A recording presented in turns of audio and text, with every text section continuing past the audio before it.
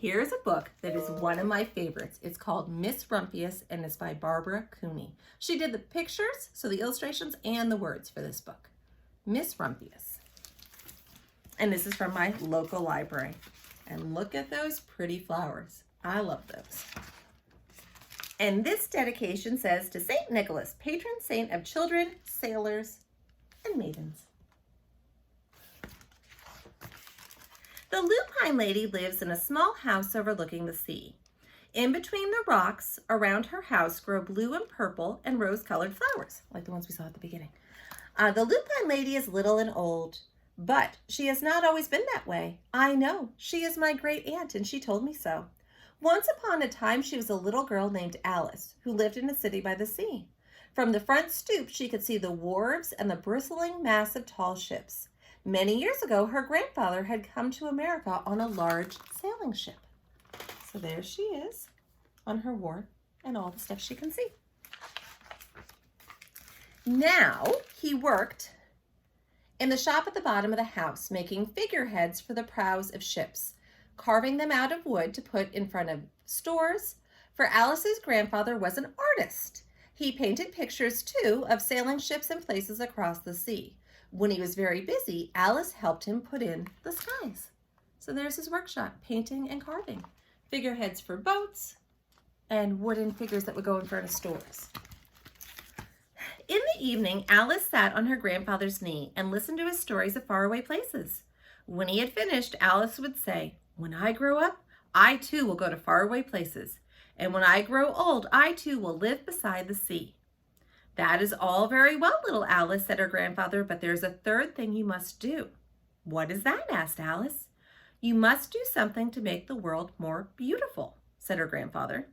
"All right," said Alice, but she didn't know what that could be. In the meantime, Alice got up and washed her face and ate porridge for breakfast. She went to school and came home and did her homework. And pretty soon, she was grown up.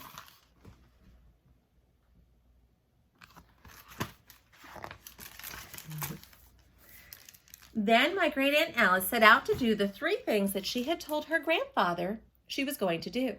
She left home and went to live in another city far from the sea and the salt air. There she worked in a library, dusting books and keeping them from getting mixed up, and helping people find the ones they wanted. Some of the books told her about faraway places. People called her Miss Rumphius now. Sometimes she went to the conservatory in the middle of the park. When she stepped inside on a wintry day, the moist air wrapped itself around her, and the sweet smell of jasmine filled her nose. "This is almost like a tropical isle," said Miss Rumphius, "but not quite." The conservatory is where they grow plants inside. So Miss Rumphius went to find a real tropical island where people kept cockatoos and monkeys as pets. She walked on long beaches, picking up beautiful shells. One day she met the Bapa Raja, king of a fishing village. "You must be tired," he said. "Come into my house and rest." So Miss Rumphius went in and met the Bapa Raja's wife. The Bapa Raja himself fetched a green coconut and cut a slice off the top so that Miss Rumphius could drink the coconut water inside. Before she left, the Bapa Raja gave her a beautiful mother-of-pearl shell on which he had painted a bird of paradise and the words, "You'll always remain in my heart." "You'll always remain in mine too," said Miss Rumphius. So she made some friends on a tropical island. My great aunt Alice climbed tall mountains where the snow never melted.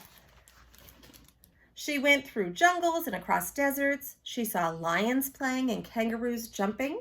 And everywhere she made friends she would never forget. Finally, she came to the land of the lotus eaters, and there, getting off a camel, she hurt her back. "What a foolish thing to do," said Miss Rumphius. "Well, I have certainly seen faraway places. Maybe it's time to find my place by the sea." And it was, so she did. From the porch of her new house, Miss Rumphius watched the sun come up. She watched it cross the heavens and sparkle on the water, and she saw it set in glory in the evenings. She started a little garden among the rocks that surrounded her house, and she planted a few flower seeds in the stony ground. Miss Rumphius was almost perfectly happy. But there's still one thing I have to do, she said. I have to do something to make the world more beautiful. But what? The world is already pretty nice, she thought, looking out over the ocean. The next spring, Miss Rumphius was not very well. Her back was bothering her again, and she had to stay in bed most of the time. The flowers she had planted the summer before had come up and bloomed in spite of the stony ground. She could see them from her bedroom window, blue and purple and rose-colored. Lupines, said Miss Rumphius with satisfaction. I've always loved lupines the best. I wish I could plant more seeds this summer so that I could have still more flowers next year. But she wasn't able to. That back injury. After a hard winter, spring came. Miss Rumphius was feeling much better. Now she could take walks again. One afternoon, she started to go up and over the hill where she had not been in a long time. I don't believe my eyes, she cried when she got to the top, for there on the other side of the hill was a large patch of blue and purple and rose-colored lupines. It was the wind, she said as she knelt in delight. It was the wind that brought the seeds from my garden here. And the birds must have helped. Then Miss Rumphius had a wonderful idea. Do you know what she's going to do? She hurried home and got out her seed catalogs. She sent off to the very best seed house for 5 bushels of lupine seeds. All that summer, Miss Rumphius, her pockets full of seeds, wandered over fields and headlands sowing lupines. She scattered seeds along the highways and down the country lanes. She flung handfuls of them around the schoolhouse and the back of the church. She tossed them into hollows and along stone walls. Her back didn't hurt her anymore at all. Now some people called her that crazy old lady. Walking along, throwing out seeds. The next spring, there were lupines everywhere. Fields and hillsides were covered with blue and purple and rose-colored flowers. They bloomed along the highways and down the lanes, bright patches around the schoolhouse and the back of the church.